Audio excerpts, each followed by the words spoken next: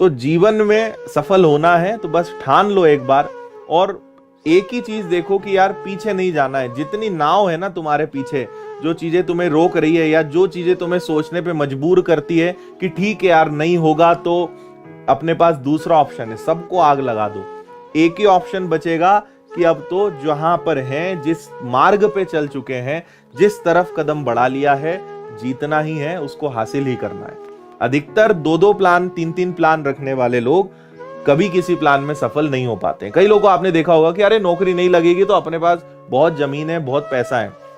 बहुत कम लोग हैं, अपवाद हर चीज में होते हैं, लेकिन अगर आपके पास पहले से कुछ है, पहले से आपको दिख रहा है कि ये नहीं तो एक छोटी सी दुकान, ये नहीं तो किसानी, ये नहीं तो खेतीबाड़ी, तो फिर व्यक्ति का दिमाग बार बार वहां जाता है।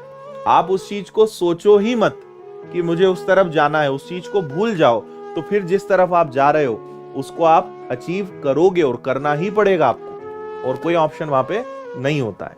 जब आप मैदान में कूद पड़ो ना, जब आपने एक बार बस ठान लिया, तो फिर आप ये समझ लो कि पीछे मुड़ने का ऑप्शन ही नहीं होना चाहिए, है ना।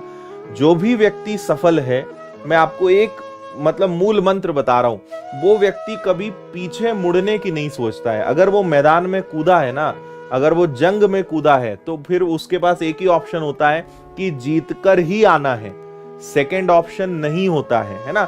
ये देखो, प्लान ए प्लान बी की बहुत बड़ी लड़ाई है, बहुत सारे लॉजिक्स हैं। फिलहाल जो मैं आपको बात कर रहा हूं कि आप जिस समय आपने जो डिसीजन लिया कि यार मुझे इस चीज को अचीव करना है, एटलीस्ट उस समय आपको प्लान बी की तरफ नहीं देखना है, आपको पीछे मुड़ के नहीं देखना है। एक बहुत अच्छी कहानी आपको सुनाता हूं, उससे आप थोड़ा कनेक्ट कर पाओगे कि मैं आपको क्या समझाना चाह रहा हूं, है ना। एक रियल स्टोरी है ये। एक बहुत महान एक योद्धा हुआ करता था, जो इसकी एक बहुत बड़ी सेना थी, और उन्हें किसी जगह पर अटैक करना था। एक द्वीप था जिसपे उन्हें अटैक करना था। इसकी सेना कम थी, और जहां इन्हें अटैक करना था वहां पे सेना इनसे दुगनी थी। लेकिन ये बात उसने अपने सैनिकों को नहीं बताई, क्योंकि अगर वो इनको बता देता तो वो आते ही नहीं। वो बोलते कि जब तुम वहां ले जा रहे हो तो मरना तो पक्का है भाई, हम 10,000 हैं, उस द्वीप पे 20,000 लोग हैं, कहां से हम जीतेंगे। तो इस योद्धा ने उन्हें ये नहीं बताया, है ना। ये लोग उस द्वीप पे चले गए, नाव से वहां पहुंचे।